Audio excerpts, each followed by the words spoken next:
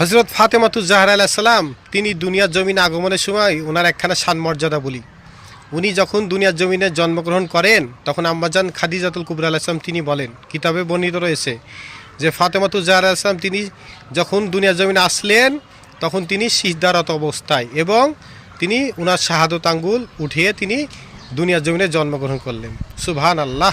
এখন অনেকে বলতে পারেন যে এটা কিভাবে সম্ভব যে এত ছোট বাচ্চা সিজদারত অবস্থায় আবার শাহাদত আঙ্গুল উঠাইয়া, কিন্তু ফাতেমাতুজ জাহরা আলাইহিস সালাম তিনি অন্য সাধারণ কারো মতো নন, তিনি সবার থেকে আলাদা।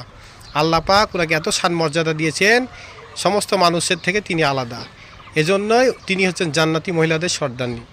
তো এই যে উনি সিজদারত অবস্থায় দুনিয়ার জমিনে আগমন করলেন এবং শাহাদত আঙ্গুল উঠিয়ে, এটা কিন্তু প্রিয় রসুল হাবিবুল্লাহ সাল্লাল্লাহু আলাইহি সাল্লাম তিনিও যখন জন্মগ্রহণ করেছিলেন, দুনিয়ার জমিনে আগমন করেছিলেন, হযরত আমিনা আলাইহিস সালাম তিনি বলেছিলেন যে নবীজি তিনি সিজদারত অবস্থায় এবং শাহাদত আঙ্গুল উঠিয়ে তিনি জন্মগ্রহণ করেছিলেন। ঠিক ওনার মেয়ে ফাতেমাতুজ জাহরা আলাইহিস সালাম তিনিও শাহাদত আঙ্গুল উঠিয়ে সিজদারত অবস্থায়।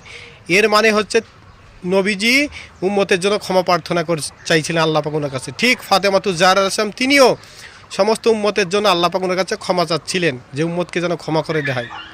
তাহলে চিন্তা করুন একবার যে ফাতেমাতুজ জাহরা আলাইহিস সালাম তিনিও উম্মতের জন্য ক্ষমা প্রার্থনা করেন, তাহলে আমাদেরও উচিত যে ফাতেমাতুজ জাহরা আলাইহিস সালাম ওনাকে স্মরণ করা, ওনাকে মহব্বত করা, ওনার সম্মান মর্যাদা বর্ণনা করা এবং ওনাকে অনুসরণ করে চলা। আমিন।